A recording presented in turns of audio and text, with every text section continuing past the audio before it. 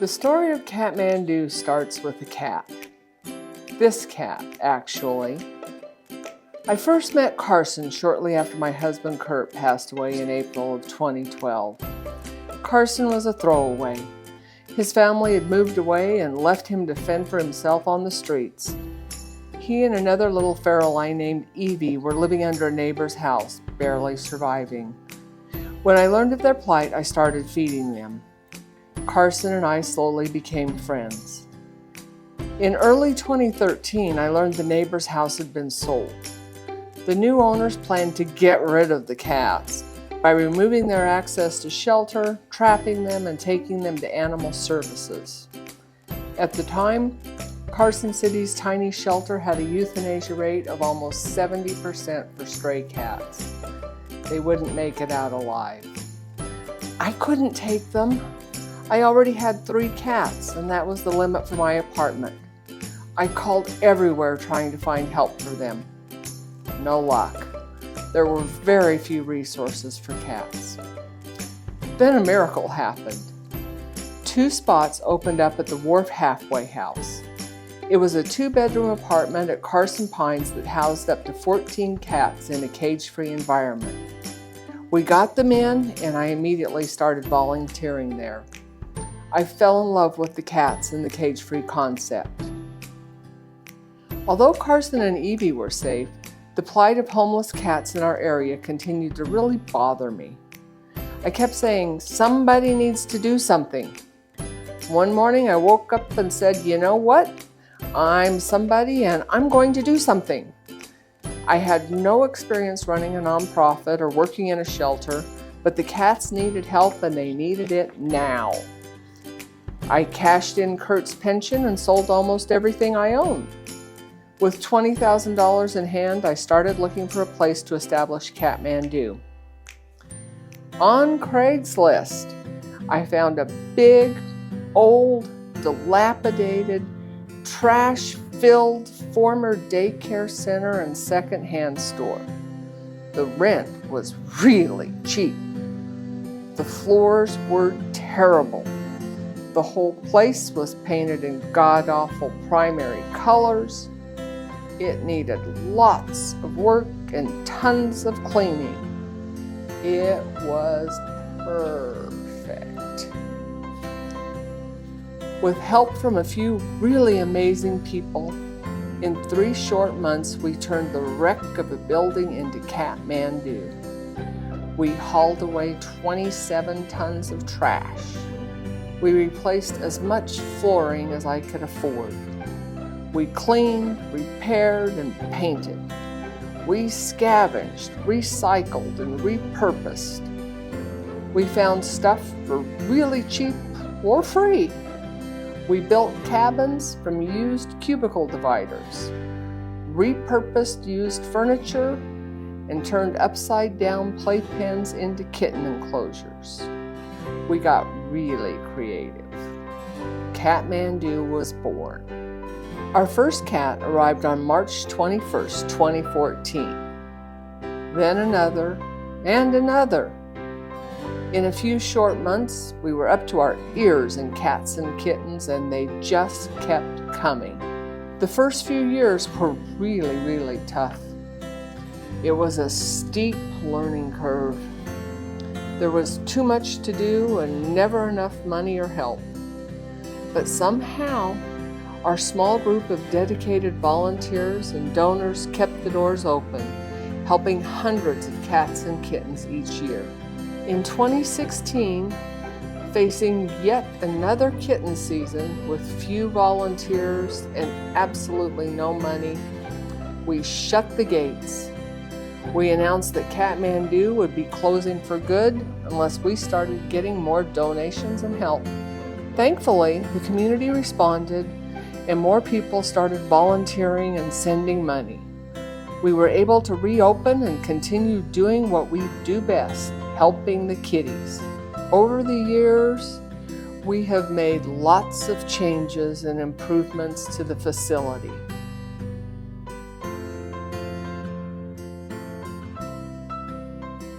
Volunteers installed a tile floor over the disintegrating concrete floor in Wild Things. Joseph Demijohn spent endless hours working on the place. He built the big catio, then rebuilt it even better a few years later. He turned the sandbox into a feral barn. He rebuilt the sun porch, added a roof over the hay bales, built an amazing cat tree, and added cat fencing so we could open the backyard to the cats in 2019. Joseph enclosed the breezeway, transforming it from wasted space into a much-needed storage area. He was our go-to fix-it guy for many years. My son Keith built cat structures, installed heaters, fixed the electrical, and more.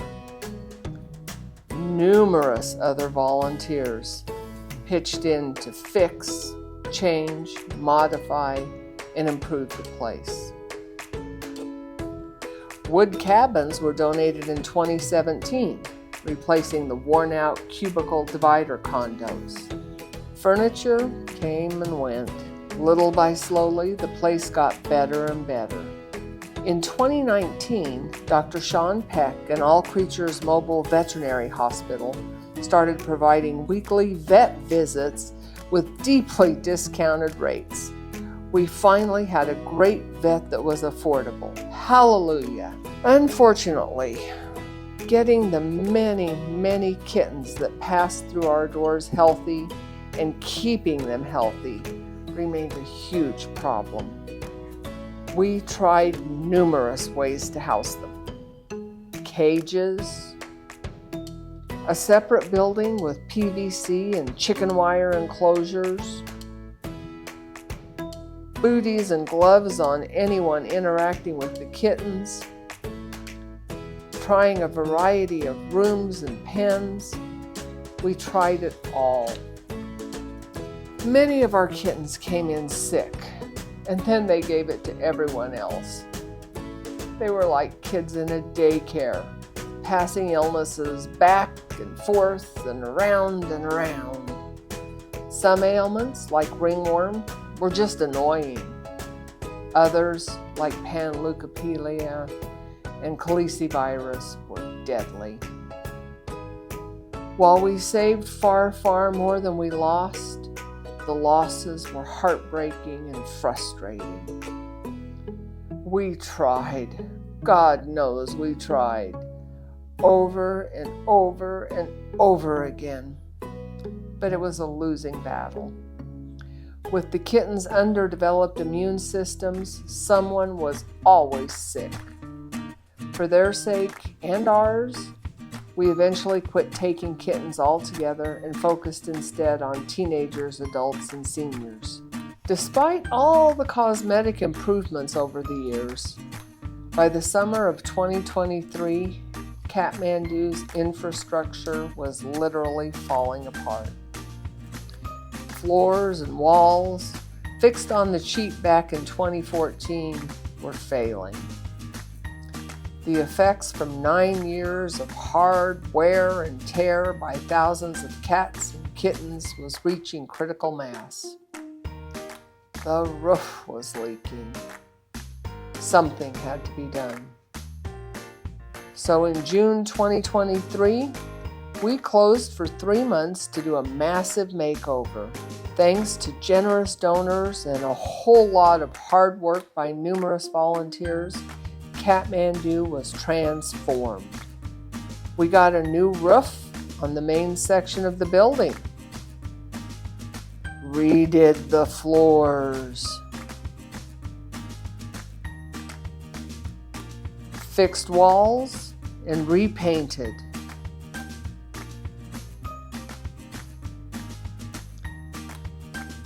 Did lots of repairs, renovations, and upgrades.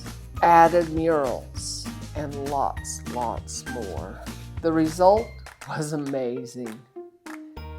Catmandu now is bright and beautiful.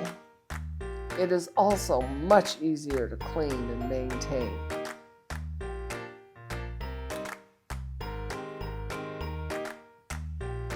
Also in 2023, thanks to years of scrimping and saving and several very generous donations, we were able to make a mandatory $200,000 balloon payment on the mortgage. The kitty's home was safe for another 5 years. I'm already saving for the last big payment of $135,000 due in 2028, and will undoubtedly be hitting you all up for donations as that deadline gets closer. While a lot has changed over the years, one thing has stayed the same: our commitment to helping the cats. Over the last 10 years, more than 2,700 cats and kittens have passed through our doors and into a better life. Currently, 64 cats are in residence.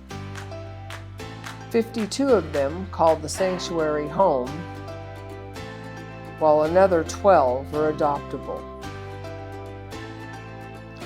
There are 38 senior cats in the Senior to Senior Foster Program, and another 4 are in foster care. In addition to our residents, we help cats in the community. Unfortunately, not every cat is a good candidate for Catmandu. However, if we can't take them, we try to help find another workable solution. Barn homes for endangered ferals, matchmaking for home-to-home adoptions, problem solving for physical and behavioral issues, information and help on spay, neuter, or TNR, referrals, information, education, finding fosters for short-term emergency situations, homeopathy, the list goes on. And it is all thanks to you. Whether you donate, volunteer, or both, your support is what has made it all possible. We couldn't do it without you. Meow means thank you.